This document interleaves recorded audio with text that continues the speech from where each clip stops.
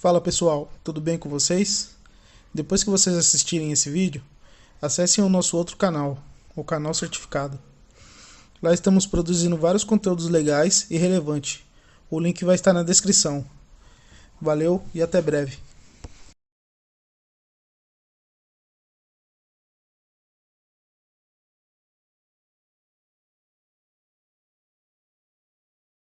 Estamos aqui na presença do pastor Henrique Vieira. Satisfação estar nesse programa com você. Quantos anos você tem, pastor? Satisfação é minha, uma honra enorme. Eu tenho 34 anos. 34 anos. É um jovem, né? Um jovem. Um jovem sacerdote. Um jovem sacerdote é bom. Sacerdote. Sim. Nasceu onde, Henrique? Nasci em Niterói, ali do lado do Rio de Janeiro, onde eu morei até 2016. Cresci na Zona Norte, ali periferia da cidade. Zona Norte. O que você fazia na época de infância? Jogava bola descalço no asfalto, corria atrás de pipa, bolinha de gude, pique-pega, pique-esconde, mas sobretudo futebol. Eu era aquele garoto de descer no condomínio lá onde eu morava e botar o pé no asfalto mesmo, botar 2 chinelos para fazer o golzinho e ali jogar futebol com os meus amigos. Você morava num condomínio? Eu morei num condomínio popular que era aberto e ligado a uma favela chamada Vila Ipiranga. Sim. Então era um condomínio aberto, não era bem fechado não, porque ele dava direto ali na comunidade e eu cresci jogando bola com a galera lá. Ia no Maracanã, pastor? Minha paixão desde sempre, futebol. Em 2007, salvo engano, eu vou pela primeira vez com meu irmão. E me apaixonei, assim. Mas já foi direcionado? Qual que é seu time? Rapaz, eu nasci Flamengo. Isso é uma predestinação, entendeu? Eu fui escolhido.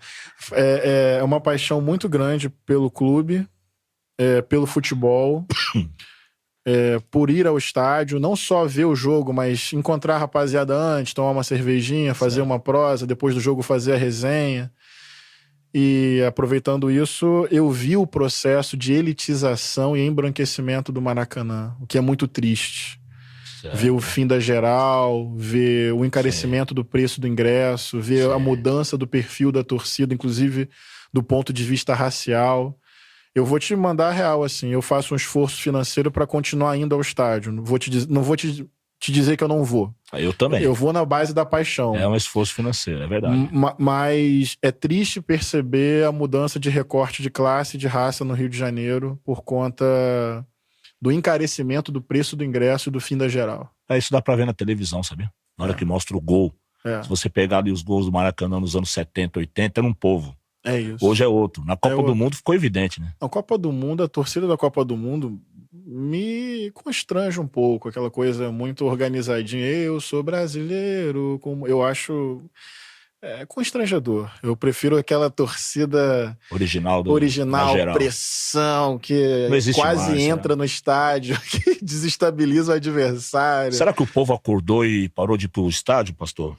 Lembra que quando se falava que o estádio era o futebol era alienação, porque no dia da final não adiantava ter evento político nenhum, que o povo não ia ouvir, não ia dar atenção no dia da final. A elitização aconteceu também, mas será que o povo também não acordou um pouco, não? Eu particularmente vejo, no caso carioca, mais como um processo de elitização e encarecimento. Eu acho que o futebol, ele pode cumprir um papel de alienação? Pode. Mas eu particularmente vejo que a vida requer os seus encantamentos também, entendeu? O lúdico, a brincadeira, o esporte. Não tem uma análise muito fria sobre isso, por exemplo, que associa jogo, futebol, estádio, necessariamente à alienação. Acho que tem aí um jogo da vida, do trabalhador cansado, que chega no fim do dia e a alegria dele é assistir ao time do coração, tomar uma cervejinha com os amigos, e por conta de um modelo excludente de cidade, de esporte, nem isso ele mais pode desfrutar, entendeu? Pastor, olha, imagina, que tipo de argumento levaria um jovem, ele na verdade ele não tem uma religião definida, Tá. ele acredita em Jesus, mas ele também ele aceita um benzimento, ele toma um passe, ele vai no mar, pula 7 ondas, mas também ele fuma, ele bebe, ele acredita em Deus, mas tá difícil. Como é isso pra você? Pra mim isso é a vida. Eu não tenho necessidade nenhuma de converter pessoas. Não faz parte da minha perspectiva de fé em Jesus aumentar o número de cristãos. Evangelizar, para mim, não é convencer uma pessoa. Evangelizar é viver, é conviver, é ter comunhão, é produzir a vida, é amar, é levantar cada dia e atribuir sentido e paixão àquilo que a gente faz.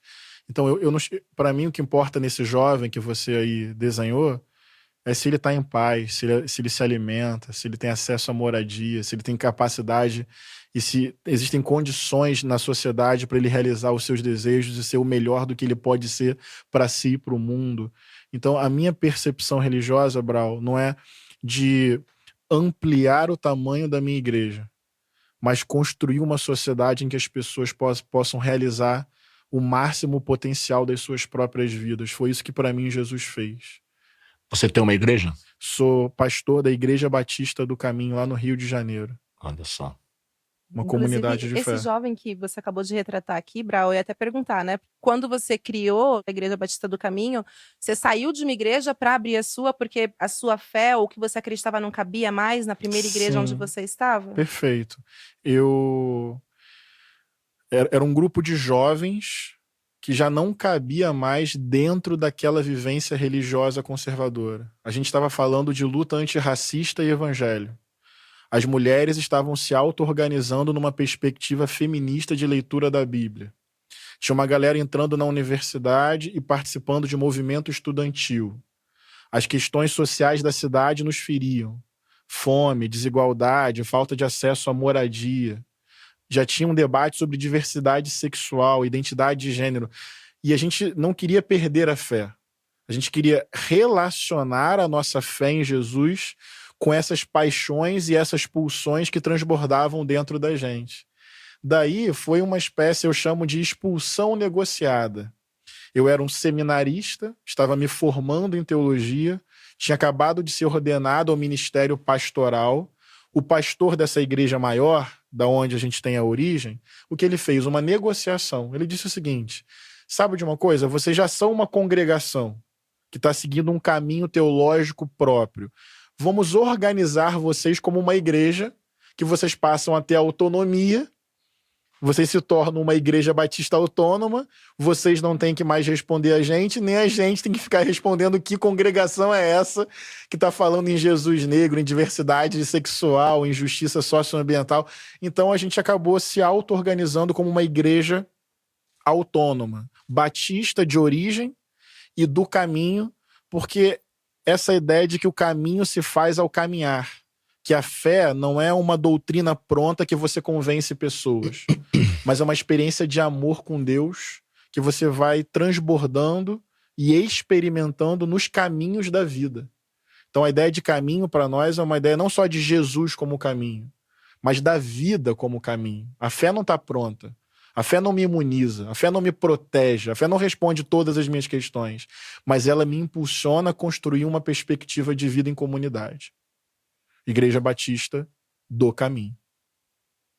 Estive estudando sobre um personagem da Bíblia, do Gênesis, chamado Nimrod. Já ouvi falar, claro. Já. Personagem que, do ponto de vista da Bíblia, é meio secundário, assim, terciário, mas arqueologicamente, antropologicamente, ele é importantíssimo. Do ponto de vista que ele é preto mesmo, filho de Cuxi, que é filho de Cã, que é filho de Noé. Confere isso? Confere. E essa coisa da raça e a Bíblia, para mim, é a coisa que mais me fascina agora, no momento, é saber isso. Legal. A raça dos personagens. Porque nós crescemos num país onde os bons são brancos e os maus são não brancos. Às vezes chinês, às vezes pele vermelha, às vezes africano. Sempre um não branco é o vilão, né? Então, a gente tende a acreditar num Deus dos olhos azuis, dos quadros, né? e dos livros, aqueles livros bonitos, né? Inclusive, eu não achei nenhum desenho que tem Noé e os 3 filhos que tem um preto lá. Todos são brancos, né? Sim. Que loucura. Cã, o fundador, o cara que deu origem à África, falou, o Cã é branco também, o outro também é branco, o outro também é branco, e Canaã, que é filho de Cã. Jesus. E Jesus e tal. Todo assunto relacionado à raça negra me interessa muito, porque, na verdade, esses assuntos foram muito escondidos da gente. Exatamente. Até, acho que 90 e pouco, era uma coisa restrita a poucas pessoas, assim, uma elite negra que tentava popularizar, mas era difícil. Por que a gente não sabe sobre isso, né? Isso tem muito a ver com o que a gente vive no Brasil. Essa falta de saber de onde vem. Isso. E isso não é a primeira vez que se faz na história. Não. Apagar o vestígio da civilização inteira. Não. Não só a cor. É todo o legado que se apaga. Sim. Já fizeram isso, inclusive, e os cananeus foram varridos do mapa, certo? Totalmente. Se concretizou a tal da maldição de Canaã lá. Eles foram varridos.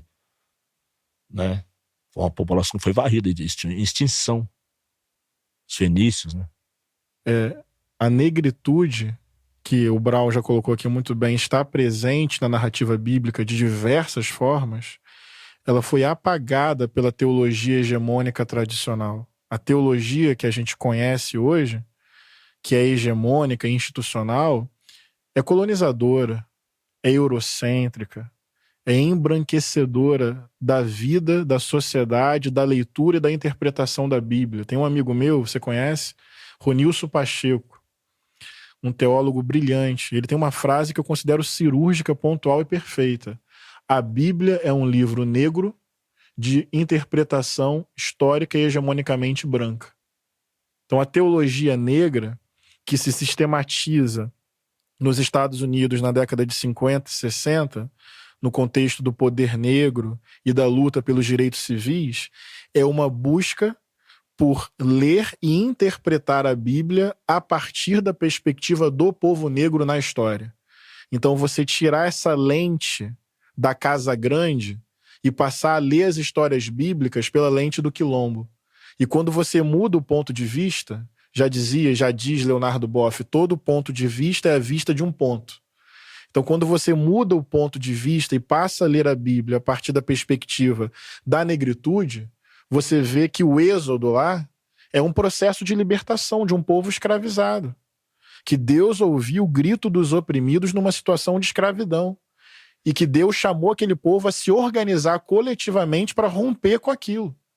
Quando você muda a lente, você vê que Deus, na tradição do povo hebreu, que é a narrativa bíblica, é Deus dos pequeninos. É Deus dos vulneráveis social e politicamente falando. É Deus que, quando esse povo começa a caminhar no deserto, começa a sustentar esse povo para que ele possa perseverar numa lógica de comunhão, de comunidade.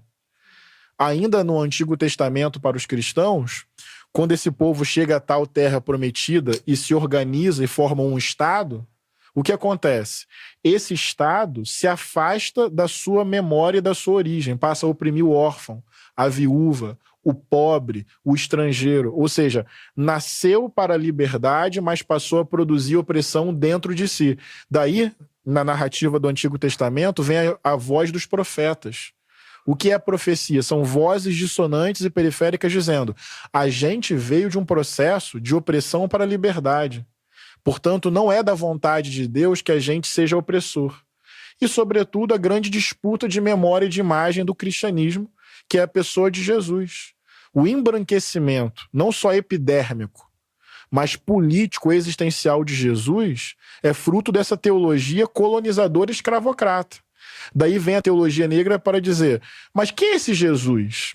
Onde ele nasceu? Com quem ele viveu e conviveu? Quais foram as opções de vida que ele fez? Por que ele morreu? Morreu quentinho numa cama? Morreu no privilégio da velhice? Morreu de acidente? Morte natural? Não. Foi preso, torturado e executado. Foi perseguido e difamado. Quem eram os principais inimigos de Jesus, pastor? Os moralistas religiosos.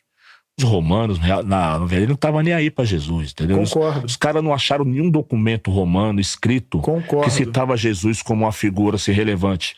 Acharam um documento onde deram um nome fictício ali, um nome... Isso mesmo. Não era Jesus, não era... Era um nome que eles deram, era um outro nome que eles deram para Jesus, tá ligado? Que estudaram onde foi parar aquele nome que viesse se tornar Jesus depois. Eu concordo muito com você que é bom lembrar isso. A crucificação, vou te explicar por que eu estou dizendo isso. A crucificação era uma execução comum e ordinária do Império Romano contra pessoas consideradas subversivas, que não se ajustavam à ordem. Então, do ponto de vista do Império Romano, Jesus foi mais um Amarildo. Sim. Tá ligado? Mais um...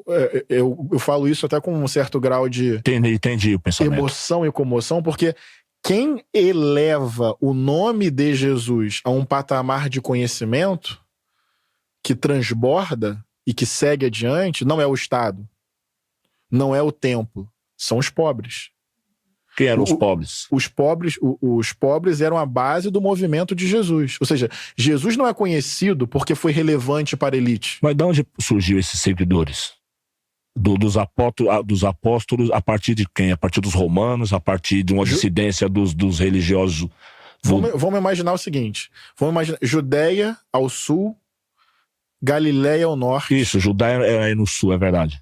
Judeia ao sul, Galileia ao norte. Jesus é um galileu. Ele cresce em Nazaré, um pequeno vilarejo ao norte, sendo que, vamos imaginar um território controlado pelo Império Romano, que naquele contexto estava aumentando significativamente a carga tributária sobre aquele povo. O povo ficava endividado. Ao ficar endividado, perdia suas terras. Então, no contexto de Jesus, você tinha um aumento do empobrecimento do povo judeu por meio de dívida e perda de terras. O modo de vida comunitário estava sendo desagregado pela lógica imperialista romana. Sendo que os sacerdotes, eles eram relacionados com o Império Romano, ou seja, tinha os chamados herodianos. O Herodes era o representante do Império Romano governando a região da Galileia. Certo. E Pilatos governava a região da Judéia. Foi aquele cara que mandou matar as criancinhas. Exatamente. Qual era o motivo mesmo de matar as crianças? Por quê? Aí que tá a graça dessa história. Porque a ideia messiânica, gente, a ideia do Messias, é porque todos esses conceitos foram, lamentavelmente, subtraídos por essa teologia civilizatória. Porque o evangelho vem dos oprimidos. O problema é que ele é interpretado pelos opressores. Mas a ideia messiânica, qual era a ideia? O povo de Israel era um povo oprimido. Vinha aí de colonização a colonização. A ideia de Messias era a ideia de Deus vai visitar e libertar o nosso povo. Você pega o canto de Maria, quando ela recebe a visita do anjo e adere à ideia de gestar o Messias, ela canta assim: Deus vem destronar os poderosos, tirar a arrogância do coração, despedir de mãos vazias os ricos, encher de bens os famintos e dignificar os humildes. É uma mulher pobre, periférica, que tem um canto revolucionário. Porque ela está dizendo, quando o Messias vier, Herodes vai cair.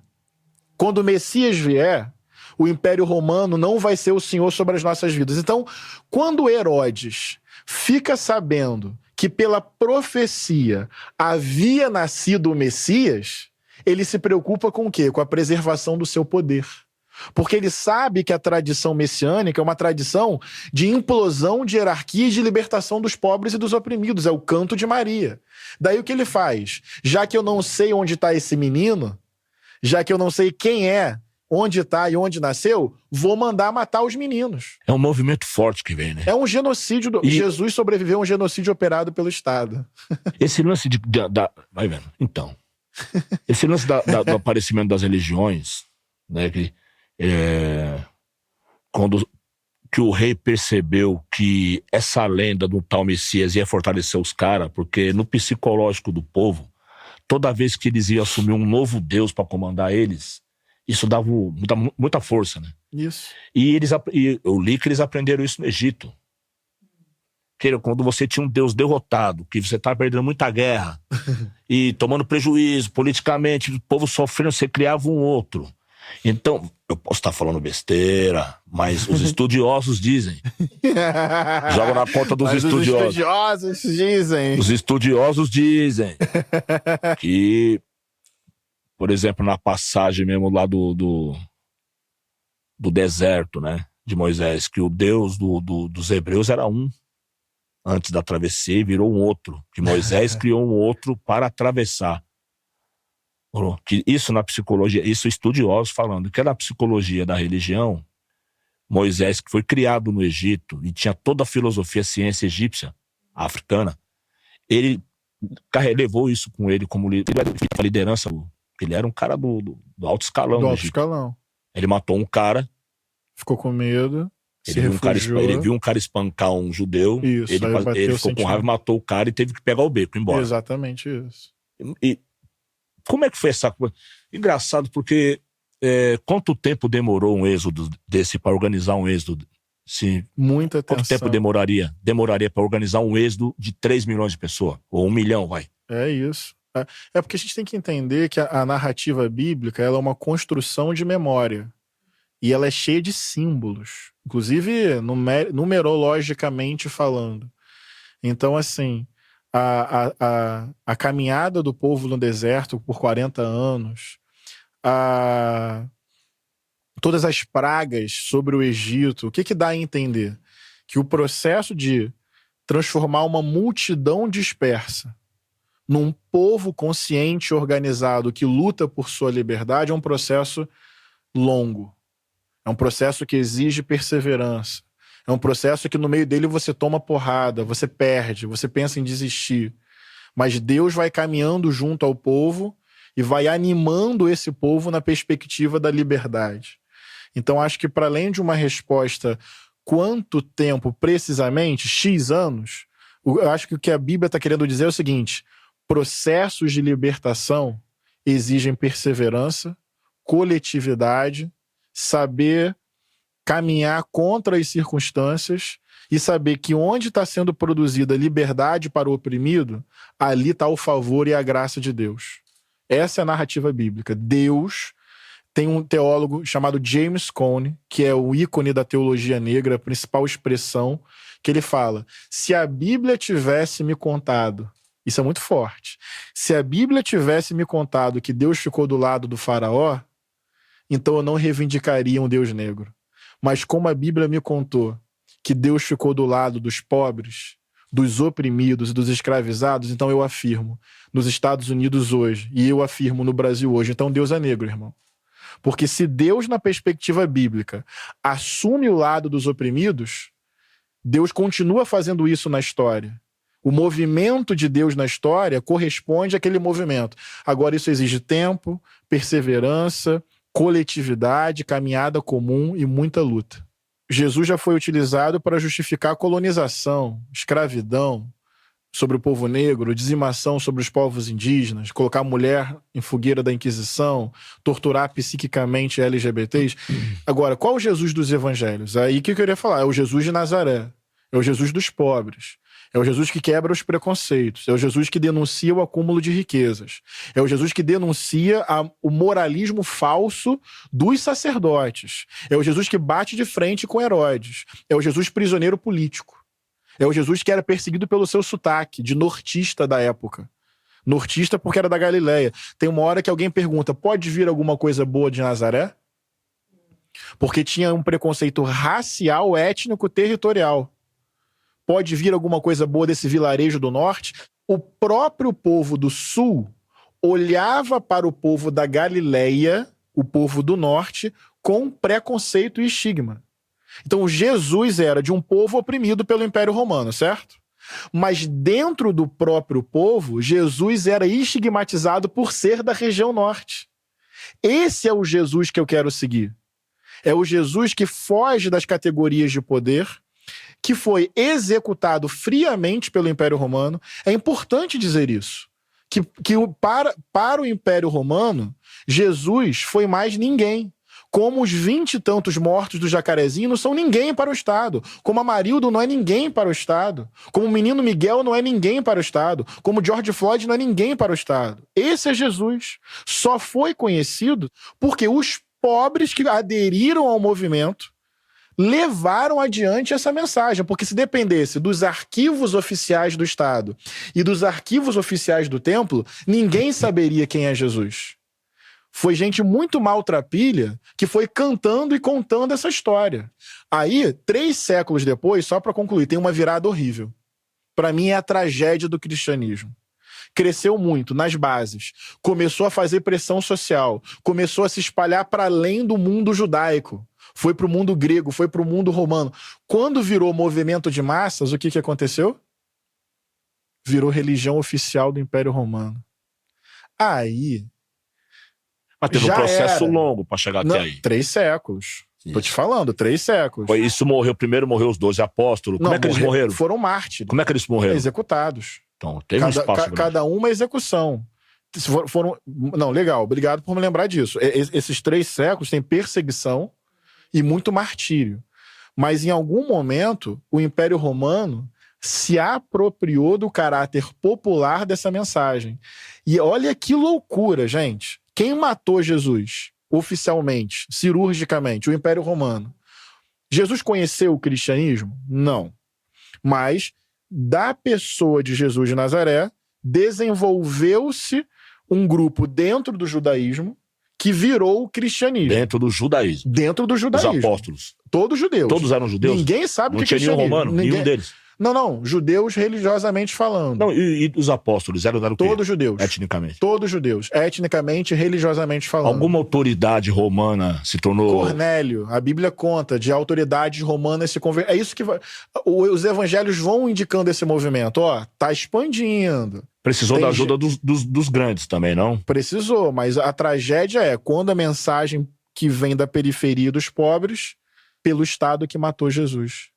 Essa é a contradição. Essa é a contradição. O Estado que matou Jesus depois assume para si o cristianismo. E quando a mensagem passa a ser interpretada pela lente do Estado, o Jesus que se produz é o Jesus dos pobres? É o Jesus das mulheres? É o Jesus da periferia? Não faz sentido. Aí vira o Jesus das cruzadas, da colonização, da escravidão e por aí vai.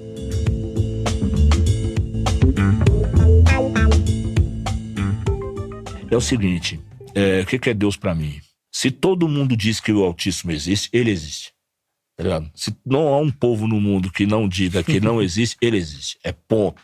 Isso fortaleceu minha fé, estudando arqueologia e história.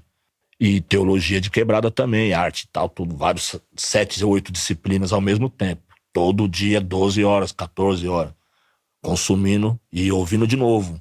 E cruzando informação. Aí o que acontece? Realmente Deus existe. Alguém viu. O Altíssimo seria esse Deus invisível. Que depois colocaram barba branca, fizeram meio que um biotipo, porque o nome é Senhor, né? De onde veio o termo Senhor, que hoje todo mundo falou Senhor, chamei o pastor de Senhor. Não deveria, porque o termo Senhor só pode ser usado para um, que é o mais velho. Tá. Não teriam vários senhores, né? Você vê que a filosofia aqui não vai servir para nada, e para aqui, tudo bem, mas vai ver como é que é o entendimento da coisa, né? O nome de Deus, do hebreu antigo, lá, era uma forma que não se pronunciava, era um YHWH. Escondido, Não, impronunciável, para não sujar o nome. Como se os caras realmente entendessem que um dia o homem ia estar falando Deus o tempo todo e fazendo tudo errado que ninguém faz hoje. Exatamente isso. Que a gente faz hoje. Pôr Deus no meio da nossa sujeira. É isso. Ah, Deus vai me ajudar a comprar meu carro. Agora Deus tem que fazer as coisas, lavar a louça pro cara. Tem que... Deus tá ali pra... usa-se muito e pratica-se pouco. Isso. Na hora da competição da vida mesmo, Deus fica de fora olhando os caras. Não consegue pôr Deus nas coisas.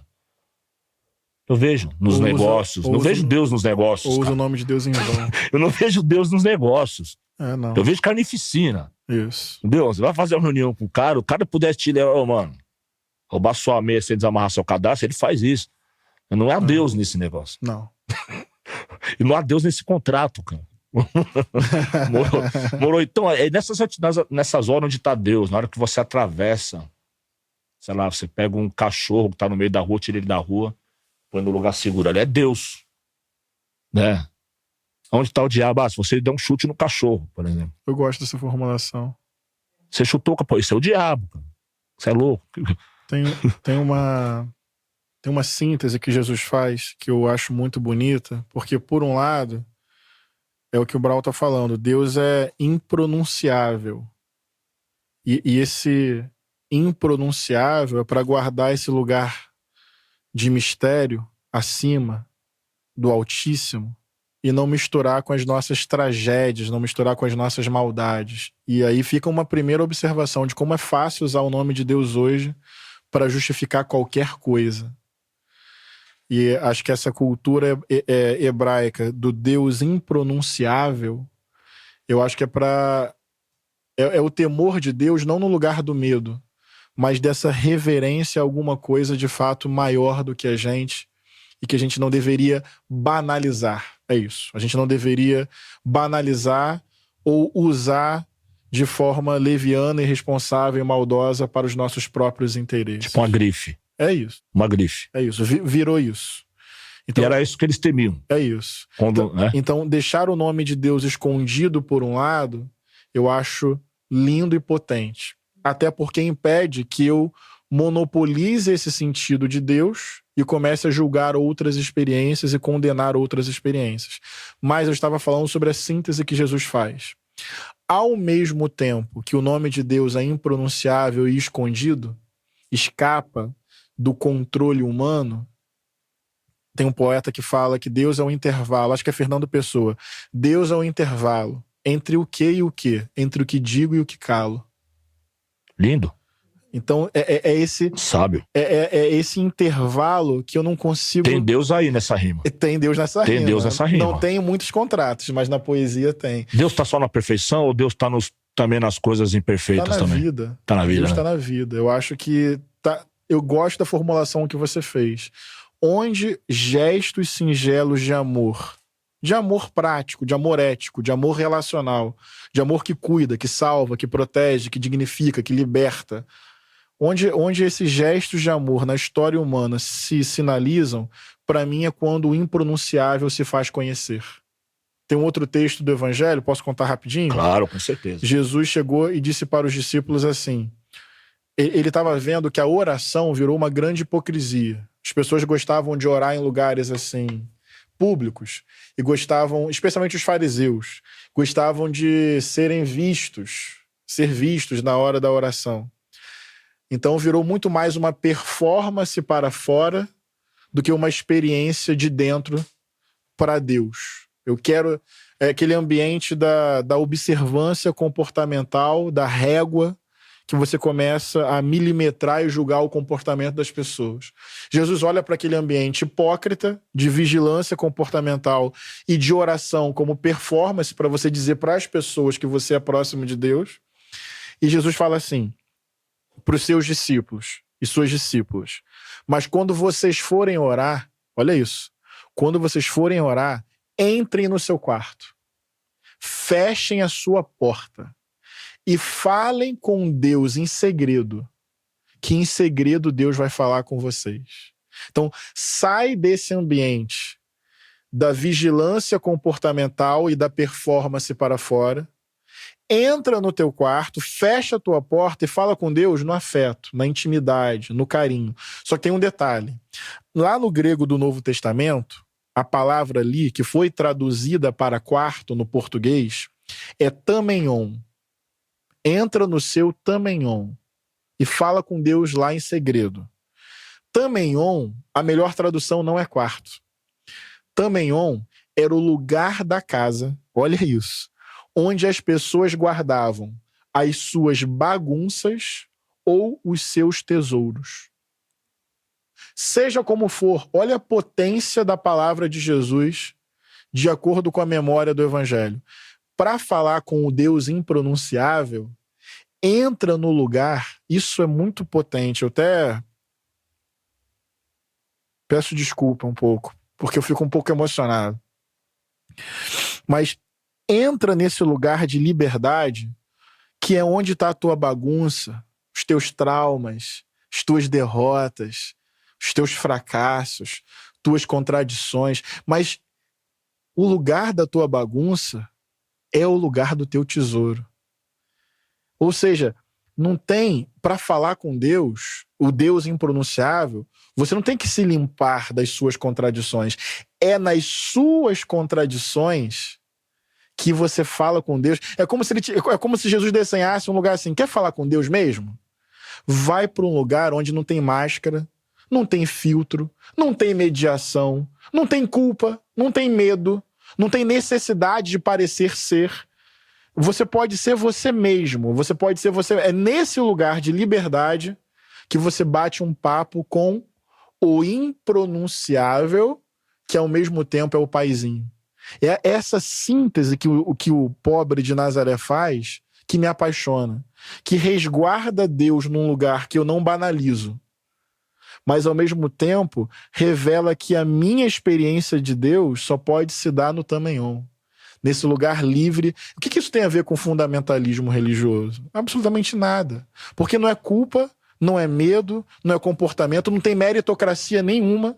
Não é você age bem, Deus fala com você, você age mal, Deus se afasta. Não, é no Tamenhon, amigo. Onde está a tua bagunça, onde está o teu tesouro, onde está a tua verdade, onde está a tua vitória, a tua derrota. Como se fosse você com você mesmo.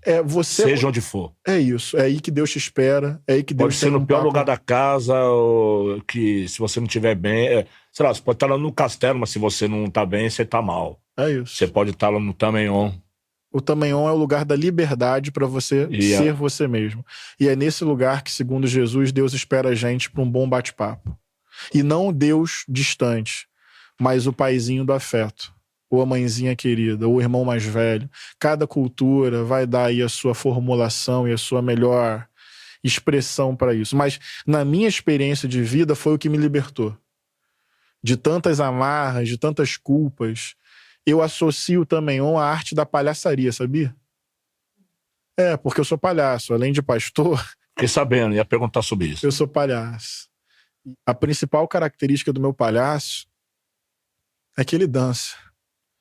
Porque a palhaçaria me deu a liberdade que eu não tinha. Quando eu botei... Porque... Pô, tô emotivo hoje, que coisa. Fica à vontade. Oi? Fica à vontade. O nariz de palhaço... não sei se vocês conseguem dimensionar isso comigo, ele não esconde, né? Ele é a única máscara. É porque é a menor máscara que existe. Porque a ideia do nariz de palhaço não é esconder, é revelar. Então é a máscara que te autoriza a brincar consigo. Então tudo que eu não podia fazer por causa das culpas fundamentalistas, quando eu boto o nariz de palhaço, é como se eu estivesse dizendo, eu posso dançar sim, irmão. Eu posso brincar, eu posso cair e a minha queda pode virar.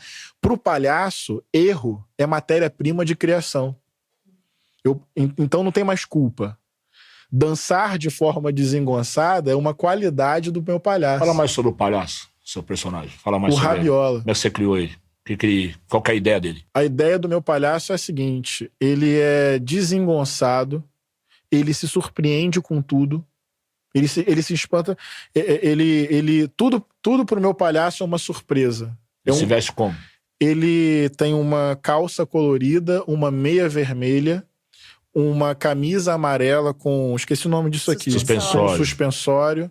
Um chapéu preto. A maquiagem dele é uma maquiagem simples, branca, aqui com 2 bolinhas vermelhas de uma certa timidez que aparece de vez em quando. E o nariz vermelho. O Rabiola é a melhor versão de mim. Porque sou eu mais livre. Sou eu me reencontrando com os meus erros e acertos sem culpa. Sabe o que é o Rabiola? Vai pro Tamenhon. Vive sem culpa, vive sem medo, vive no impulso. Não no impulso no seu sentido sem ética, mas entender que a vida tem paixão, a vida tem brilho, a vida tem brincadeira, a vida tem possibilidades. E que sim, Henrique, você pode dançar.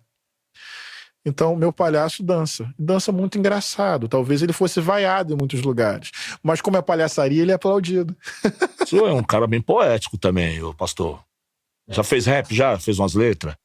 Você sabe que no Amarelo do Emicida, a primeira música, Principia, aquela letra final é minha. É, aquilo ali é artista, né? Não é artista? É artista. São versos, são artísticos. Eu botei ele... ficou bom, não ficou? Não, ficou bonito. Ficou bonito. Eu tô vendo aqui, foi, pastor, um bom rapper.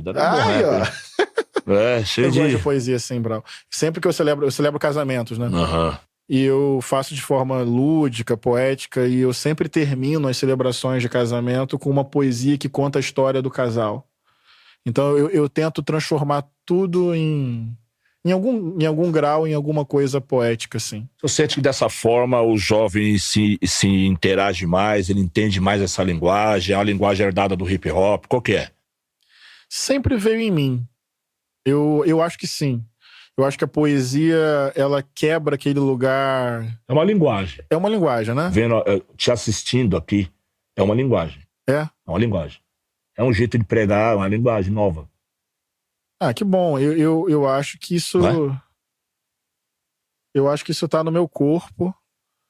Eu acho que isso tá na minha... Eu lembro de... Quando eu era criança... adolescente... Eu participei do meu primeiro concurso de poesia. Foi até muito engraçado, porque era a 8ª série da escola e todo mundo que foi selecionado eram várias meninas e eu. Aí rolou aquela coisa que é fruto de uma sociedade patriarcal, machista, mas rolou aquela piadinha assim, tipo... todas as meninas esperando o resultado e eu sentadinho como menino, o que não tem nenhum problema, mas dentro de uma visão machista, né? O garoto que faz poesia. E quando eu ganhei, então, a minha poesia foi a que ganhou aquele festival na escola. Tô lembrando desse acontecimento só para registrar o quanto a poesia sempre teve em mim. Eu nunca elaborei muito por que eu vou fazer poesia. Pegando esse gancho da poesia, quando eu vi, tava fazendo. A Bíblia, ela é literal ou ela é poética? As duas coisas. Você vai ter... A Bíblia tem gêneros literários diferentes. Tem romance, tem narrativas épicas, certo. Tem provérbios, tem salmos, tem crônicas, verdade. Tem histórias mais biográficas. Sim. Então a Bíblia você vai ter... Que tipo de livro é o Gênesis? Você vai ter genealogias. Gênesis é o genealogia. Vejo como poético. Gênesis. Poético histórico. O Gênesis? É o Gênesis. É poético? É poético histórico na minha compreensão. Tá. Se você me perguntar se Deus criou o mundo em 7 dias objetivamente falando, eu vou te dizer que não. Eu vou te falar que quando o Gênesis é escrito quando o povo judeu está no exílio babilônico. Então, num esforço de memória e de preservação de identidade no exílio, o povo começa a lembrar da sua origem. Porra. Quando eu falo que é histórico-poético, tem um nível de historicidade e um nível de abstração, e de poesia, e de narrativa para dar conta da vida.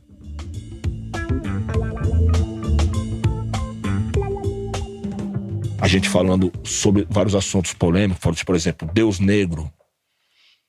O Deus negro, se Deus seria negro ou branco, ou que cor seria Deus, né? A música do Gilberto Gil. Você sabe a cor de Deus. E por que não negro, né? Mas poderia ser branco. Jesus, né? Historicamente não. Hebreu. Os hebreus eram um povo misto, né, pastor? Era um povo misto. Então, por exemplo, assim, não há realmente como provar a etnia dele. O que se sabe sobre hebreus é que em muitos momentos da história eles eram muito parecidos com egípcios. Isso. Boa. Que era um povo escuro. Boa, isso aí. Em outros momentos, eles eram mais bronzeados, cabelo um pouco... Eles eram um povo misto, hebreus. Tinha negros, brancos, vamos dizer assim, afrosemitas, que é um povo bronzeado do deserto, um cabelo de textura mais grossa, barba cerrada, morou? Eles não eram altos e fortes, eles eram magros e adaptados pro calor e pra pouca água. É verdade. Os caras foram fazer um estudo sobre o que seria o corpo de Jesus, né? Baseado no povo, numa média de composição, como é que fala? Compressão física de um judeu da época. Interessante, hein? Jesus teria 1,60 m com 69 quilos, 59 quilos. 55. Será o corpo do Ayrton Senna, mais ou menos. De um jockey. Ou um corredor de Fórmula 1. Né? O que mais me incomoda nessa história é o seguinte: embora do ponto de vista histórico e arqueológico Jesus esteja mais para o campo da negritude do que para ser branco, a questão é: por que o Jesus branco não precisa de defesa? E por que o Jesus negro você tem que provar? Isso sim. Esse é o ponto, entendeu? É porque talvez tenha essa coisa dessa palavra, dessa coisa que a gente fala, e a gente fala com força, principalmente quando a gente quer se afirmar em cima do que a gente acredita, do Deus negro ou do Jesus negro. Eu já tive uma discussão com um cara um dia que eu ia fazer um Jesus negro no meu carro. Ele falou: é só no seu mundo que Jesus é negro. Eu falei: no meu mundo não, mas no meu carro ele é, porque o carro é meu. Eu posso fazer verde e tal, mas teve essa discussão com um cara que nem era branco. Mas ele nem era branco. Não tem essa coisa romântica também do branco racista. Não, o cara era do meu tom de pele também, filho de negro também, mas que não eu achava agressivo pra ele ouvir eu dizer que ia pôr um Jesus de Rastafari no meu carro. É lógico. Acabei não fazendo, eu te contei essa história, né? Tô louco. É a lógica colonizadora que se apropriou da imagem de Jesus e que, insisto, embranqueceu Jesus não só na pele. Embranqueceu Jesus no seu sentido de vida. Na cultura. Jesus virou um mestre. Jesus era um semita. Jesus era um semita. O que é um semita? As pessoas têm que saber o que é um Jesus, né? Vamos saber, vamos tentar desenhar historicamente a cor, cabelo, não, dá pra tentar. Mas tem. Dá pra tentar. Mas tem aproximações. Você falar, falou isso agora. Se falasse ali, era da Bahia, já mais ou menos assim. o cara era do Rio Grande do Sul, morou, você começa a desenhar. Isso não quer dizer que ele seria louro do olho azul por ser de Porto Alegre. O hebreu era um povo misto. Ele não era um povo branco, mas também não era camita, eles eram semitas. Essa aproximação, você já falou, acho que tá provado, tem como saber historicamente, por aproximação, como era Jesus. Só que eu tô tentando apontar que, para além do debate estético epidérmico, tem uma apropriação colonizadora. Esse debate é o hype. É o hype. A pessoa que mais quer saber é a cor de Jesus. Pastor, isso é profundo, é louco. É profundo, mas eu acho que isso tem que estar associado com qual é a cor de Jesus e qual é o sentido do que ele ensinou. Sim. Porque senão a gente fica num debate, não sei se estou me fazendo entender, exclusivamente epidérmico, e não entende que o embranquecimento de Jesus é muito mais violento do que ele ser loiro de olhos azuis. É ele não ser mais um revolucionário. É ele não ser mais um homem do povo. Ele não ser mais um homem da partilha de bens. Ele não ser mais um homem da multiplicidade comportamental, do respeito à diversidade, do empoderamento das mulheres que eram líderes do seu movimento. Então é esse apagamento colonizador que é a maior violência. O Jesus branco, de olhos azuis e loiro, é a imagem que personifica um apagamento histórico que serve a um projeto de domínio e de opressão. E teve um azar interiorizado também. Pelos oprimidos. Teve um azar também. Agora são informações, tem que abrir uma parede de informações não oficiais, os estudiosos dizem. Aí é o seguinte, pastor, nós temos aqui uma civilização que prosperou sobre a nossa civilização dos portugueses, que se impôs sobre a civilização indígena e africana, e que foi acumulando dos anos, eles implantaram a religião cristã como uma religião oficial, né? Então, a partir desse momento, que a lei e a ordem é ser cristão, tudo favorece para que isso aconteça muito mais. Sim.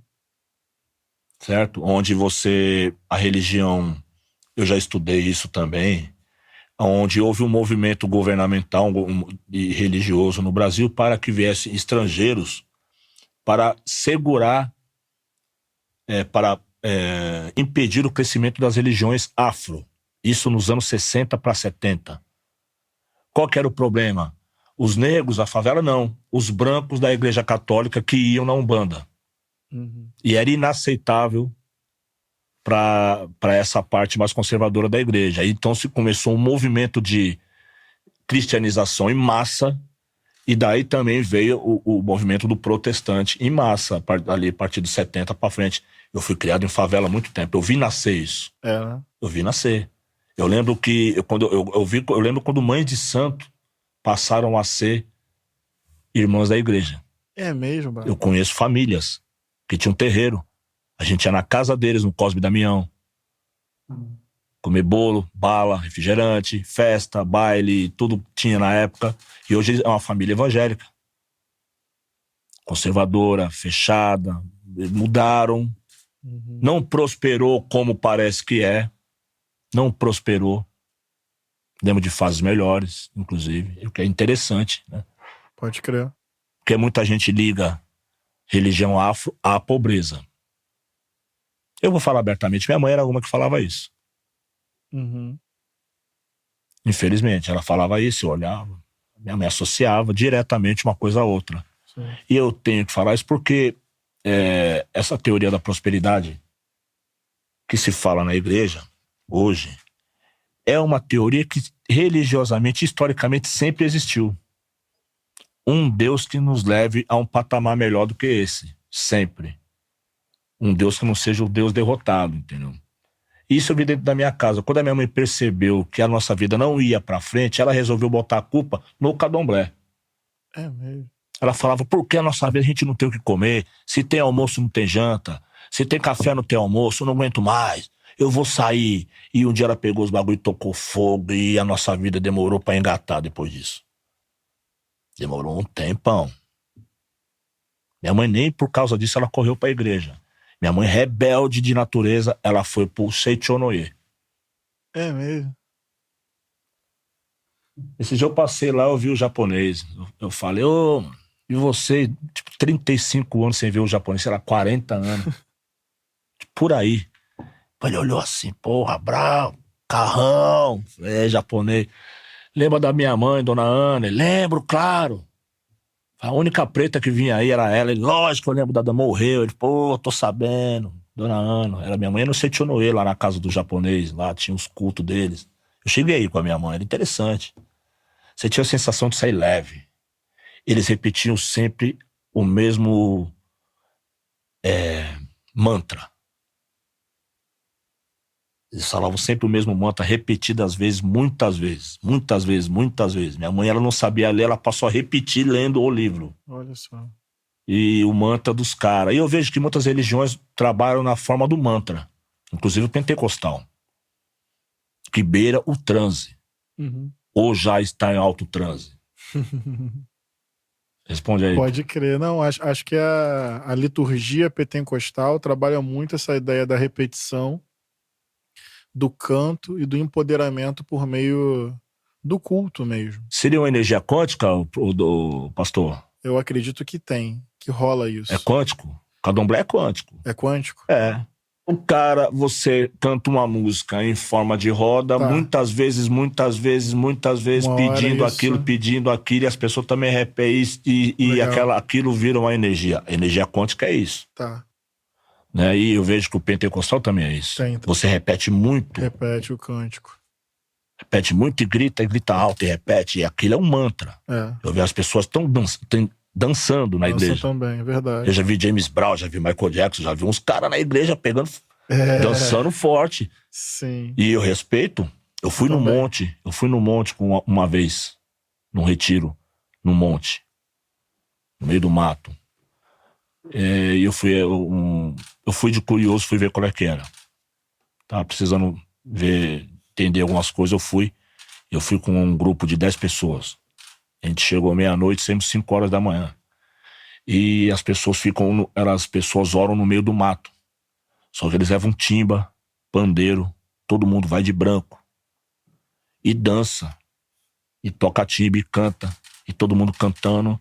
E os caras falaram, fica ligeiro que aqui o mato pega fogo. Eu falei, mano, se pegar fogo não tem nem como correr, mano. Os caras, porque o mato pega fogo. E eu fiquei achando que a qualquer momento ia ver o mato pegar fogo. Tem uma onda. Tem uma onda, né? Tem uma onda. E a onda é forte. Todo mundo de branco no mato tocando timba. O que é isso? Isso é bonito. Que religião é essa, pastor? seria uma nova religião ou é o cristianismo antigo, mais antigo de todos? Pode ser, né? Eu não tenho preconceito com as diversas formas de liturgia, não. Tem uma galera do protestantismo histórico que olha para isso com um olhar preconceituoso, achando que é uma forma de histeria, de alienação, e eu não gosto de ver dessa forma, não. Eu gosto de perceber a multiplicidade de jeito, de estilo, de corporalidade que existe para cultuar, para experimentar o sagrado. Eu fui criado no Adventista. No Adventista, os cultos são quase silenciosos. São, é outra liturgia. Eles falam baixo. Pois é, mas eu acho essa diversidade bonita, sinceramente. E as pessoas se vestem muito bem, todo mundo tem uma saúde diferenciada, um outro povo. É louco. Uma saúde diferenciada. Uma saúde diferenciada, professor. Pode crer. Eu notei, os adventistas. Tem uma dieta. Ah, é verdade. Não come isso. A gente não comia carne de verdade. porco, não come, carne não come, come soja. Café não toma, toma cevada. Eu fui criado no colégio interno adventista. Então, nasci no Candomblé, fui pro colégio adventista. Toda a teoria religiosa, tinha aula de religião. O professor de religião nosso era um negão. É? Negão, pá, e sabia tudo. E pregava com fervor, pá. Eu também, eu sou de um berço de Candomblé. Minha mãe, quando eu nasci, ela era do Candomblé. Mas quando eu saí do colégio, eu tinha tudo isso junto comigo. Aí eu preferi ficar neutro, respeitando os dois. Eu lembro quando começou essa onda pentecostal, lá na favela que eu morava no quintal dos crentes que tinha na rua, eu morava no fundo do quintal deles, eles iam para a igreja. Era um povo do norte de Minas. Uhum. Eles eram pretos, mas nem sabia que era, provavelmente achavam que não eram. Não, que tem essa, tem esse povo que não tem essa ligação com essa cultura, eles eram do interior. Eles eram escuros, todo mundo era escuro, mas eles não se diziam negro, eu acho. E eu já vi eles falando, não era. E eles que começaram com essa onda de ir na igreja, a família deles iam, na rua que eu morava tinham 2 terreiros, né? Era uma coisa bem assim, ainda anos 80 já tinha muito terreiro ainda. Sim. Entendeu? Tinha Cosme e Damião, aquelas coisas. Era um Brasil diferente, que mudou o Brasil. Mudou a religião do brasileiro e mudou a música do brasileiro. Mudou a forma de ver a vida. Mudou a música em que sentido? Eu acho que não é uma crítica, hein, pro pastor? Tá. Eu acho que conforme a religião afro foi sendo demonizada, sim, todas as músicas de batuque e de origem na batucada, elas sofreram com isso. Com preconceito e com o que acaba acarretando prejuízo em outros setores da música deles. Entendi.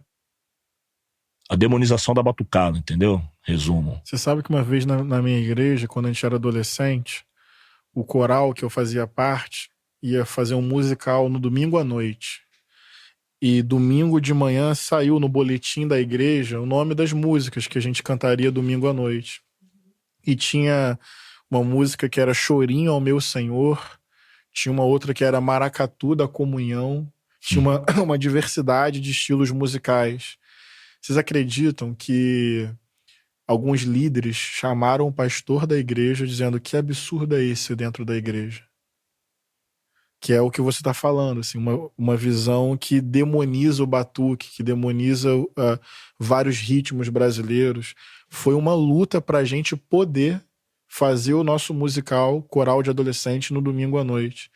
E eu queria lembrar que essa demonização não é aleatória, não é no dado, não é no acaso. É fruto do racismo. Sim, junto.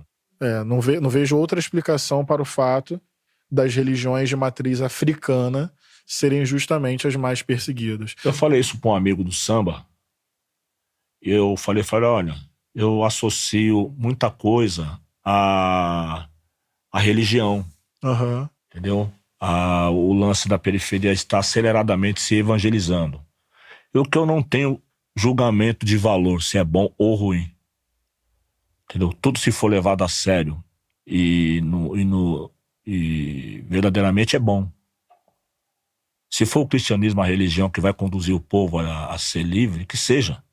A questão é ser livre. Se for religião de orixá, que seja. Que seja. Tem que ser verdadeiro. Né? Acho que tem que ser Quem sou verdadeiro. eu? É por isso que eu não me declaro religião nenhuma. Eu sou aprendiz, eu duvido de todas em algum momento. Mas acho que duvidar faz parte do exercício da fé. Em algum momento eu duvido, eu questiono. Eu também. Num culto online da Igreja Batista do Caminho, o senhor até explicou a palavra axé, né? A expressão axé, que é muito usada no candomblé, né? E em outras religiões de matriz africana. O senhor também já celebrou casamentos entre duas mulheres. Já. Eu sou fruto da minha comunidade de fé. Então é uma construção coletiva, individual e coletiva da espiritualidade. E eu e a minha comunidade de fé sofremos ataques assim de setores conservadores que basicamente não me reconhecem como pastor, como irmão na fé, como um discípulo de Jesus. Teve um casal que uma vez me chamou para celebrar um casamento que seria na minha igreja de origem, a primeira igreja batista de Niterói, onde eu vivi experiências muito bonitas. Eu não quero aqui também entrar numa lógica de rejeitar o meu passado. Só já não cabia mais lá a minha experiência de fé dos meus amigos e amigas. Você acredita que eu não pude celebrar o casamento? Me proibiram de... Eu não podia subir ao púlpito da primeira igreja batista de Niterói mais. Então eu tô te dando um exemplo objetivo de que vários setores olham para a minha caminhada e caminhada dos meus irmãos e das minhas irmãs, amigos e amigas, e infelizmente rejeitam, acham que não tem fundamento bíblico, acham que não tem coerência com o evangelho de Jesus. Depois que eu quebrei o medo e o preconceito dentro de mim, porque eu fui forjado nesse preconceito, quando eu tinha 15, 14 anos, se eu passasse do lado de uma oferenda, eu sentia medo. E dentro de mim eu falava, tá repreendido em nome de Jesus, eu tenho que reconhecer isso. Mas aí com o passar do tempo, cresci, fui lendo, fui pesquisando, fui estudando, fui convivendo, fui relendo o evangelho, fui redescobrindo a negritude de Jesus, mas eu precisei dessa desconstrução interna. Então hoje para mim celebrar a diversidade religiosa e estar ao lado das religiões de matriz africana, isso para mim é estar em coerência com a minha fé em Jesus. Porque, como a gente já falou aqui, Jesus não ficou empurrando religião. Jesus celebrou o amor. O critério de Jesus não é pertencimento a grupo. O critério de Jesus é estar produzindo vida, então deixa fluir. O terreiro produz vida, axé produza cada vez mais. Eu sou desse partido. Seria eu um cristão por acreditar nessa filosofia? Acho que um irmão, independente de cristão ou não, tem uma irmandade aqui, porque não dá. Eu diria o seguinte: ser pastor hoje no Brasil, sabendo que existe um teleevangelismo racista, isso existe. Grave. Se eu ficar em silêncio, eu tô reproduzindo o racismo. O racismo não precisa de ação para acontecer mais, ele é automático.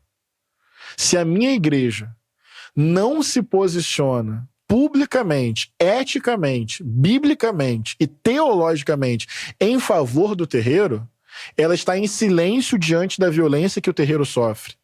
Então ela reproduz em alguma medida nisso, e esse sangue também vem para as nossas mãos. Então, tem que dizer axé no púlpito da minha igreja, sim, como um respeito, como um reconhecimento de dívida histórica e como medida de reparação. E o segundo exemplo que você deu, casamento de mulheres, onde há amor a Deus.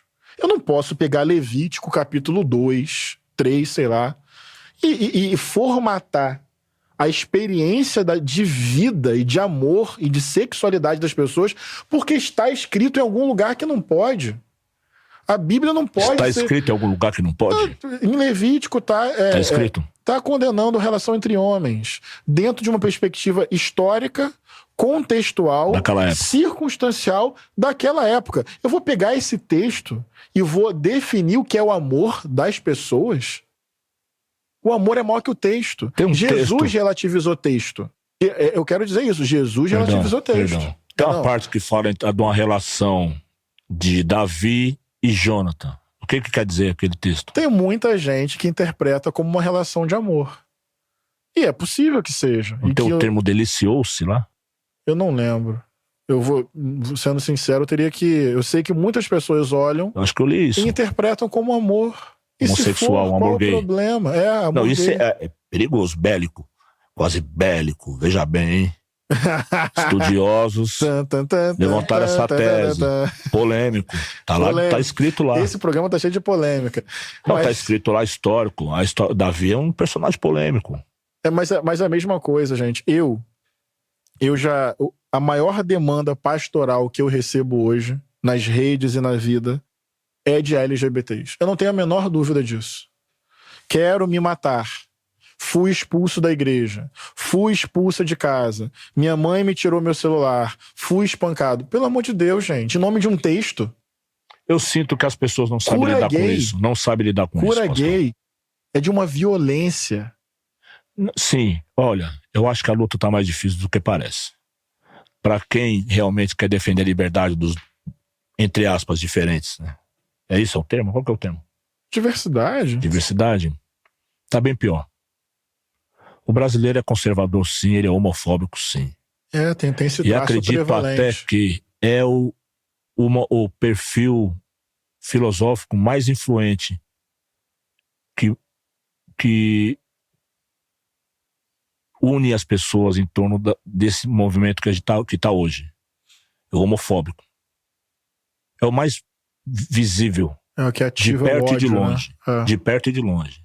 Se perguntar mais um pouco, ele pode até reclamar alguma coisa de um índio, de um negro, do MST, mas de cara os caras são homofóbicos. São homofóbicos. Até os gente boa, os caras do dia a dia. Sim. Da brincadeira, do churrasco, do futebol. Estrutural também. E isso diz muito, né? Do candidato, dos próximos candidatos que serão eleitos. Sim. Não é só dessa próxima religião, mas vamos dizer assim, uma suposição, Lula versus Bolsonaro. Vamos dizer assim, o Lula vai ganhar. Lula ganha. Vamos dizer assim. Vamos dizer, e o que vai acontecer? Vai ter uma parcela descontente do mesmo jeito ou mais. Uhum. E não, entendeu? Isso é um barril de pólvora. É um barril de pólvora. É como varrer para baixo do tapete. Eu sou daqueles que a gente tem que pedagogicamente enfrentar esse barril de pólvora. Eu acho que a gente não pode mais ficar em silêncio em nome de uma pactuação geral na sociedade com relação à violência histórica que LGBTs sofrem. Porque tem gente que defende isso. Olha, essa pauta é importante, mas ela é muito explosiva, ela não tem tanta aderência na sociedade, vamos deixar para depois. Só que essas são vidas. E a violência é real, o preconceito é real, a morte é real. Então, assim, eu acho que pedagogicamente, com linguagem, com compreensão, entendendo o tempo das pessoas entenderem as coisas, mas eu sou daqueles que essa pauta não pode ficar para depois, porque eu estaria deixando corpos e vidas para depois.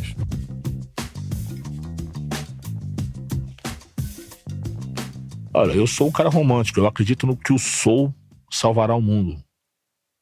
Talvez isso é romantismo, isso sim é um rapper. Um cara que fala esse tipo de coisa, né? Tem cara que é mais materialista, que fala, puta, mano, os caras ficam brisando, fumando maconha, brisando.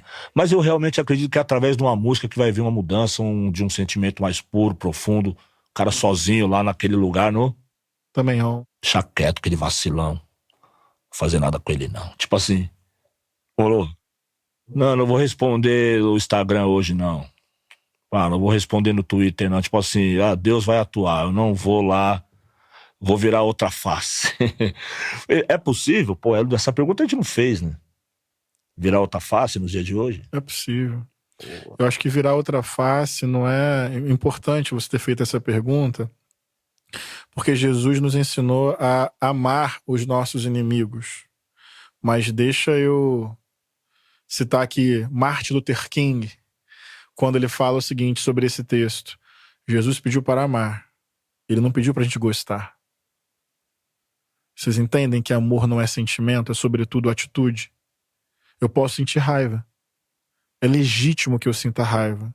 O amor não é uma afeição espontânea. Ele não é romântico assim. O amor é, mesmo sentindo raiva de quem me ofende, eu posso decidir consciente e eticamente não maltratar quem me maltrata, não matar quem quer ver a minha morte, não diminuir quem me subtrai. Ou seja, o amor é sentimento? Até é. Mas ele, para além de sentimento, é uma decisão ética de vida. Então, é possível amar o inimigo? É, odiando ele. Não sei se eu me fiz entender. Eu posso ser tomado de uma raiva justa, legítima, absolutamente compreensível.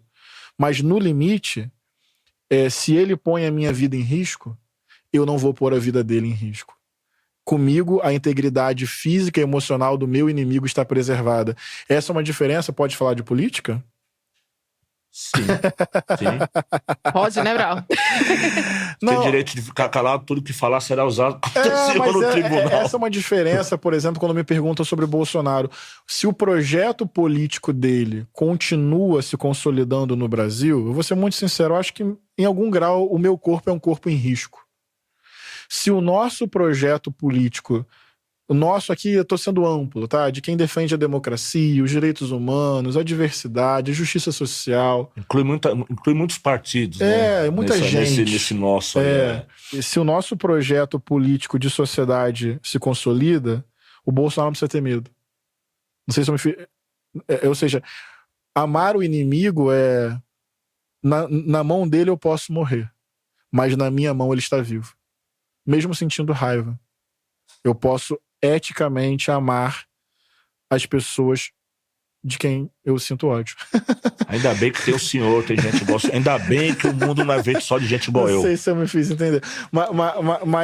Mas o amor, eu quero deixar evidente, o amor ele não é quietinho, não. O amor pode ser um grito. É guerreiro? O amor é guerreiro. O amor, diante da injustiça, silêncio não tem cabimento. Então o amor, pra mim, pula a cerca do latifúndio. Isso é poético, isso é uma letra de rap. Diante da injustiça, o silêncio não tem cabimento. Não tem cabimento. É isso. Dexter. O amor é isso. Pega a nota essa. O amor é isso. Pra mim, o amor pula a cerca do latifúndio, faz ocupação urbana. O amor se manifesta nos atos de rua. O amor... É um amor comunista ou... socialista? Ele ia perguntar isso em algum momento, né? Ele teria uma bandeira vermelha, esse amor? Eu acho que ele tem o sangue de Jesus, que é vermelho. Joguei, já que é pra ser polêmico, tá certo. Termina assim. A gente corre o perigo dos caras falar, os caras estão lá satirizando uma tragédia social. Não. Morre gente nessas guerras por terra e invasão, né? Não, tô dizendo que o amor grita contra a injustiça. Quem falou até fui eu. Eu tô falando, fui eu mesmo, né? A gente brinca, mas sabe a gravidade do que falou, né? Pode vacilar, tá ligado? Agradecer o pastor, né, pelo ensinamento e tal. Espero ter sido respeitoso nos comentários no históricos, políticos, social e racial, né? Que o lance é trazer uma informação que muito do meu gosto, principalmente, né? Um perfil meu, que eu quero essa informação, eu acho que essa informação não chega ainda, né? E aonde se encaixa essas com as suas. Sim. E com as que te inspiram, as que me inspiram, onde elas convergem numa mensagem verdadeira. Isso que é maneiro. Assim, tem muita lenda, né? Tem muita lenda. Então eu não sou desses caras aqui. Não existe realmente uma unanimidade e eu não sou convicto de quase nada. Uhum. Hoje em dia. Sabe?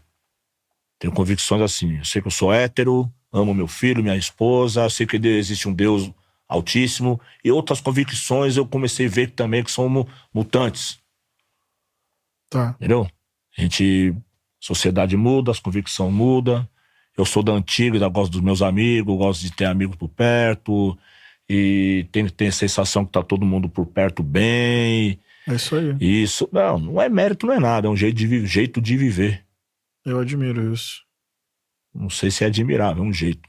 Existem muitos jeitos de se viver. Sim. Certo? Não, mas eu acho que você falou de querer bem as pessoas, de respeitar a diversidade, de amar a família. São coisas simples e singelas, as quais eu valorizo bastante. Eu gostei muito da conversa e encontrei uma expressão da nossa geração, então eu te agradeço.